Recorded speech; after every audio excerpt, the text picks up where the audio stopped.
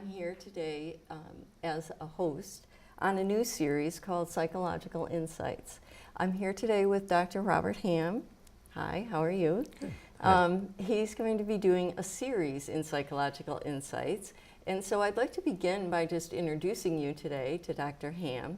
And Doctor, if you would tell us just a little bit about yourself and about your background. Sure, glad to, Rosie. Thank you. I'm a psychologist in the town of West Hartford. I've been in private practice for a number of years, and I've worked in different areas over those years, including developmental disabilities, forensics, and geriatrics. But for the past several years, I've had a private practice here in town, where I work with individuals and families and couples, in standard psychotherapy practice, work with relationship issues and personal growth, spirituality, as well as a host of other kinds of problems that psychologists often treat. I also am an adjunct professor, have been for over 30 years, for many years at Central Connecticut State University, and I'm a member of the National Register of Health Service Psychologists and the American Association of University Professors, as well as a member of the local Chamber of Commerce here in West Hartford. Okay, sounds like you come with a wealth of experience and quite a strong background. So today we're going to talk about zero-sum game. Right, got it, very good. Get that right. And so I want to begin by having you explain to the viewers, what are we talking about when we talk about that term? Well, actually, this is a concept that was introduced years ago when I was in college in social psychology and in social sciences. But it has become more popularized in the media. I've seen it many times in news articles, in newspapers, and on television, used by pundits to explain encounters that occur between various entities. It could be between different governments, different individuals, and all it means, it's a very simple concept, is that when you have an encounter, if it's a zero-sum game, as you can imagine, zero-sum, that there has to be a winner and there has to be a loser. So the zero-sum means if you have a plus on one side, it has to be balanced by a minus on the other so that the net outcome is zero. And that's where that concept comes from. So it's a very simple mathematical concept that has been applied to social sciences. And I like that concept. I introduced that concept many years ago in an article that I had published in a professional journal to explain how certain kinds of problems that are an outgrowth of our personalities ensue. A useful concept to help professionals as well as individuals, the layperson, understand how we get into difficulties in relationships at times. So, in an ideal relationship, we want to have a zero-sum? No, just the opposite, in fact. Okay. This is, zero-sum is, so when is it applicable? When is it a good thing? When is it not a good thing? I think it's important to make that distinction. Yeah. So sometimes when I'm working with couples, I will explain to them that it depends on the situation you're in. In a relationship, a zero-sum is not good. Okay. Because you have an investment in a relationship, not only, of course, in terms of what is good for you as an individual, but also what's good for your partner. Because if you benefit at the expense of your partner, in that case a zero-sum game, you lose. Because you have an investment in what is good for the two of you, and that therefore benefiting your partner benefits you in return. So in relationships, such as in a marriage or a relationship or any kind of interpersonal relationship, a friendship, let's say, a zero-sum game doesn't apply. In fact, this is where it becomes a problem, and becomes relevant to my work with individuals in my practice. But when is it good? It's good if you're involved in a sport, or in competition, or even sometimes in business, when your objective is to win and to beat somebody. So then in an ideal relationship, you want it so that, I don't know the right way, so that both people are winning? That's right. Basically? Am I saying that right? That's right, yep. It's a very simple concept, and I think it's an idea that most people would agree with. Yet, it's interesting how some people nonetheless seem to operate under the idea that when they're involved in an encounter, especially when a conflict, and when, I work with couples and dealing with conflict resolution, some people with anger management, when your emotions get to a certain pitch, your investment is in defending yourself and in winning over, trying to be right, or being, it just often takes over in relationships, and I help couples to understand how that is counterproductive in solving their differences. Okay. And so when I think about relationships, I think ideally you want to have value added for both people in the relationship.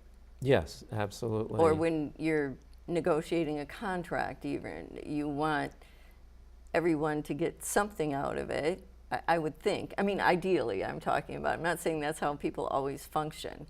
But then it's almost like our ego gets involved. Yes. And I guess my question around it is, do people, are they unaware? Is this an unconscious activity when they get into the winning and losing component well, of as I it? was saying, that sometimes when your emotions get pitched, we often become defensive. We want to justify, we want to defend, and it's hard for us to drop our defenses. And so a zero-sum game often takes place.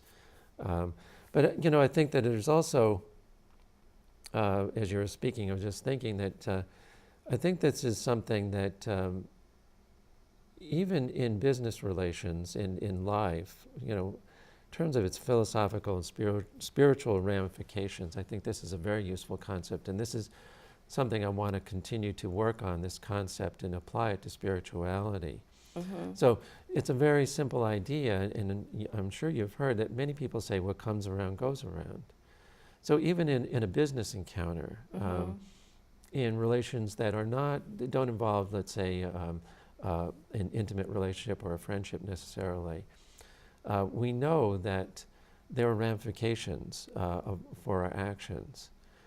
So even if we feel that we've won, we've proven that we're right or that we're better than in some way, ultimately, from a spiritual and philosophical standpoint, there should be an investment we have in a broader sense to those that we encounter in our lives. And if not, we have a tendency, we are susceptible to burning bridges in life, to evoking resentment on the part of others. And this applies also to whether it's international relations or at a very interpersonal level. So ethically and philosophically, I think it has, this zero-sum game concept has ramifications to how we see, how we conceptualize, how we approach dealing with every issue in life. So how does this correlate with the notion that we should stick up for ourselves, we should stand up for ourselves, we should take care of it? I mean, there's a lot of philosophies out there that tell us that it's important, whatever, to speak your mind, to take care of yourself, to not do something that is going to make you feel like you're not gaining in this situation. Right. How would you say it relates into that sort of thinking? Well, thank you. That's a great question. So, everybody's different. Some people, they need some help in being self-advocates. They are caretakers, let's say, and very good caretakers and very good to others, but they neglect themselves. Right. Other people are more self-centered and narcissistic. So the zero-sum game is helpful in helping them to understand that being too giving to others without taking care of yourself is an example of a zero-sum game where the more you give to others depletes yourself. Right. And it's important, therefore, to pay attention to taking care of yourself. Now, people who are caretakers have difficulty in getting that. I can imagine. You know, because being a caretaker myself. Yeah, exactly. Yeah, and so I try to help them understand that, you know, one way to help them rationalize, to see it differently, is that if they deplete themselves too much, obviously they're no good to anyone else anymore anyway. Right. So it's self-defeating, even though their investment is in helping others. It's actually depleting themselves, and they're less value to others. So if they look at it that way, it allows them to feel better about being more compassionate and giving to themselves. On the other hand, some people are too self-centered, and I tried, in working with them, help them understand that by giving to others, putting more focus on that it comes back. You know, that what comes around goes around. If you apply that philosophy, even though it seems as though to them that by giving depletes them, that somehow that they've lost, that it ultimately it comes back to reward them in life. People will like them and feel better towards them and feel more generous towards them in return. So I'm guessing, and I'm not a psychologist, but we all grow up with different types of personality traits based on our environment and our experiences and all that kind of stuff. I don't think people probably have an awareness when they come to you that they are winning or losing, or that this concept even exists. Would you agree with that? Yes, that's why I'm hoping that this concept, introducing it, will help people to see that more. They'll become more salient, and people become more aware of how, when they engage in encounters and it doesn't go well, and it seems to be a repetitive pattern in their lives, that being aware of this concept will help them to rectify that and make their relationships and the outcomes of their relations with others more satisfying to them. Okay, so if you're working with someone, to have them first of all understand the concept, which, as you said, seems fairly simplistic, but then changing behaviors to me seems like that gets a little more difficult to be able to zone in the middle of an interaction and going, oh, wait a minute, am I trying to win right now? Am I like giving too much? Am I, you know, what am I doing? So like, how does that come into your practice in terms of sort of helping people identify these different things, or what might they do about it? Right, well that's, you know, it's a very good point, Rosie. There's an adage that I use with my patients more often than not, whether it applies to the zero-sum game or to other issues or concepts that I'm working with them on, and that is that what I have to tell you is very simple. But don't misunderstand, its simplicity belies how difficult this is. So even though we understand a concept, that's just the beginning. Putting it into practice requires a lot of diligent practice and being brought back to an awareness of. It's like a mantra that we have to live by and work by every day. Yeah, it's not easy. Understanding a concept is very different and much easier than putting the concept into life. And so if I understand it, where you want everybody is sort of in that sort of middle ground where you're not giving so much that you're depleting your own needs and your own, but you're not taking so much from other people that you are always, you know, the victim of all kinds of circumstances for yourself, and you want to stay in that place where it's an even balance then between sort of giving and taking. Am I I would say ideally. Characterizing that correctly? But except like, you know, an example that is contrary to that is I saw Tiger Woods interviewed a while back on a TV program, and we all know what an outstanding golf champion he was and how he was trained.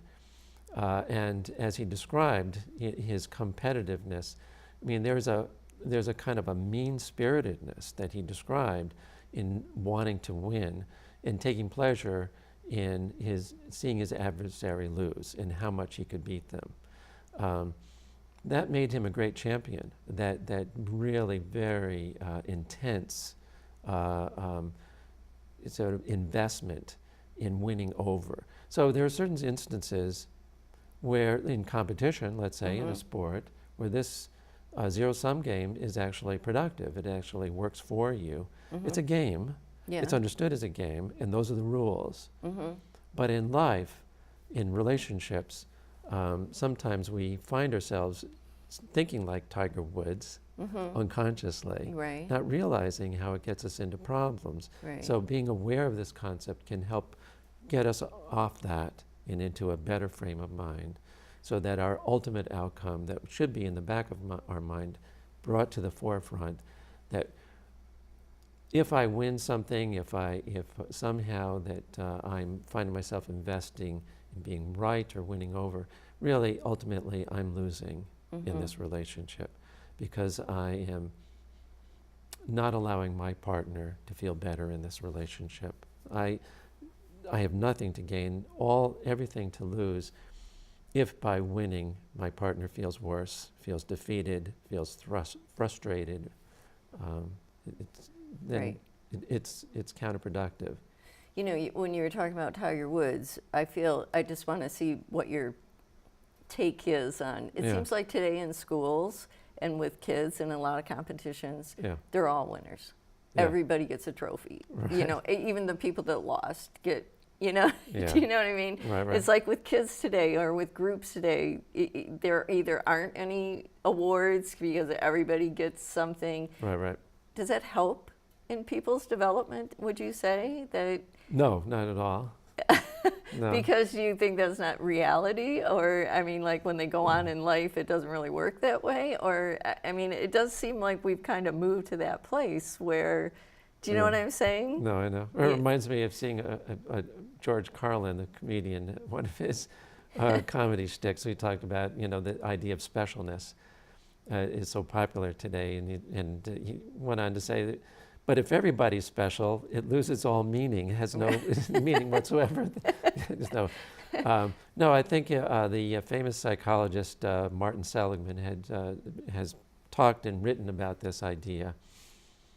If you always have to be a winner, you're not learning important lessons in life. No, it's not about that at all. I mean, self-esteem, we're kind of going off on a bit of a tangent, but self-esteem should be founded in reality, that we need to learn that we can't always win. Okay. But, if you find yourself personalizing those losses and crushed by them, then it becomes a problem. But the antidote to that problem is not to believe or live in a fantasy world where you have to win all the time. Okay. Then under that world, you develop a sort of a narcissistic pattern where you feel entitled, and that's not a good life lesson. Yeah. Obviously. Okay. Yeah. You had mentioned that this also applies in the area of spirituality. Can you explain a little bit, like how is that? How would that apply there? I mean, I kind of understand if it's a husband and a wife and you're in a, one-on-one relationship where, you've explained that, but how does that broaden out into, the area of spirituality? Yeah, spirituality is an area that I have written a couple of blog articles on. Is becoming more and more important to me as I get older. I think that's not uncommon as we get older. Today, I think that a lot of people are searching for answers in life. What's the meaning of life? And relying less on religion or dogma that people were brought up with or that we used to rely on. that vacuum that's been created, I think, has created a search for spirituality that is in a more secular way, not necessarily attached to some kind of dogmatic idea about, what life is all about, but rather we're searching to find our own answers. I think that's what spirituality is about, trying to understand what life is about, its meaning, and our connection, our relationship with existence itself. So this concept, I think, is useful in helping us to understand that we're part of something greater in life, that we have an investment not only in our relationships with our partners, but with our communities and the world and the planet that we live in. The things that we do that show disregard or wasteful attitude eventually comes around to haunt us in one way or another. So when we think of doing things in life that benefits our own prosperity, we always have to think, I think, the world is too small. We always have to think about what are the ramifications of our behaviors, our investments in our own prosperity on the rest of the world. Otherwise, by disregarding it, it becomes like a zero-sum game where those people or entities, our planet that's disregarded suffers as a result if we're not mindful about what benefits others as well as what benefits ourselves. So would you say that zero-sum game is karma? I guess you could say it's sort of related to, I mean, I think it's a very appealing notion, isn't it? Whether or not there is such a thing, I don't know. But, it's sort of like the old adage that people say, I believe things happen in life for a reason. So how do you take that? On a metaphysical way, meaning that there's some kind of, dynamic in existence that there's a sort of a plan. Or you could take it as, that if we look at it that way, it forces us to think about what are the ramifications of our behaviors. And if we're confronted with adversity in life, we have an opportunity to learn from it rather than be crushed by it. Karma, I think, is another example of that. Whether or not there is such a thing as karma, to see life in terms of what comes around, goes around, is a good ethic to live by.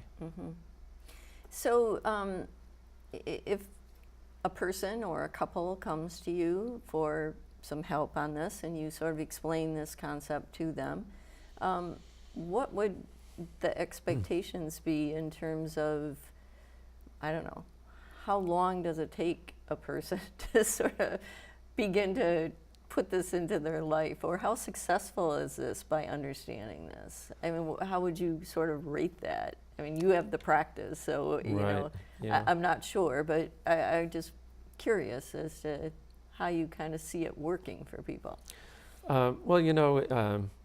Honestly, I don't usually use this term, zero-sum game, very frequently. It's more of a concept that I use in thinking and working with patients. Okay. Sometimes I will use the term. Right. So it's not like on the first visit you say, let me sit down and explain what zero-sum game is for you, and then we'll go from there. Right. No, just for my blog article and in my interview with you, it's writing. But it is a concept that I use, obviously, as you know, as I'm speaking with you about how I work with patients. It's a concept that's useful. Everybody's different. Some people need this concept more than others. If you have been brought up, raised, or if you've developed this idea that winning is necessary in order to feel good about yourself at the expense of others, that's the way encounters happen in life, then we have some work to do there in trying to sort of bring it home, make it present for a person to understand how it affects their lives at a very tangible level in their lives in specific situations. And that may take some time for them to understand that. So the way to bring that home to them is to give them concrete examples, how their behavior eventuates in this kind of win-lose situation, and it eventuates ultimately in problems that they don't understand how they get themselves into, repeated patterns in life that bring unhappiness or dissatisfaction, and that are confusing to many people. I see. So I'm wondering if people want to find out more about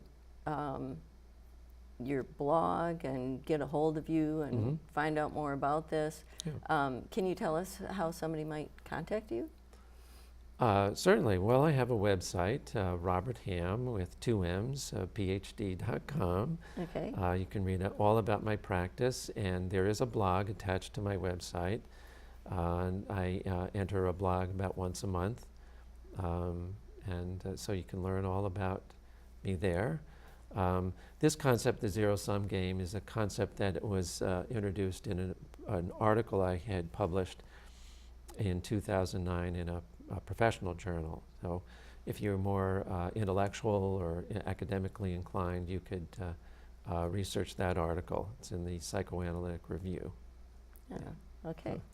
Are there other things that you feel like you wanted to touch on about this that we haven't really explored at this point? Anything you want to add into this? Trying to think, what else would it apply to? I think we've covered all the bases, Rosie. Yeah, I hope that this is a useful concept. I introduced this concept in that article as it applies to something that we in the mental health field deal with, that we call personality disorders. But now I'm broadening this concept to apply to many different situations. I hope in my writing to apply it more into spirituality, as we were talking about earlier, but also in my practice working with individuals. It doesn't have to be applied to personality disorders per se. I think it's a useful concept. As I said, it's used in the media often. That can be useful to many individuals, regardless of your background or the kinds of issues that you're struggling with in life. And so I'm guessing, and maybe you need to tell me this, if people are interested in seeing you, are you taking new patients at this point in time, new clients? Yep. So they could get a hold of you also and through your website or whatever and be able to locate you if they want to explore for themselves and work on some of these issues on their own. Oh, absolutely, certainly. So you could just Google me, or again, my website at roberthamphd.com and learn all about my practice there. Yeah. Okay. My understanding is too that you're going to be doing a series of psychological insights where you'll be back on a somewhat regular basis, and people can find those also on your website as you continue to develop these. And Yes. This zero-sum game is going to be going into my blog, and there are several other articles on various topics that I'll be talking about as I go along with this series. Yes. Okay, well, this has been fascinating. A new way to sort of think about things and think about how we interact with other people. Certainly a pleasure to meet you and My pleasure as to well. spend this time with you today. Okay. And thank you very much for tuning in and to the first in hopefully a long series of psychological insights. This has been Dr. Robert Hamm, and I'm Rosie Stanko. Have a pleasant day.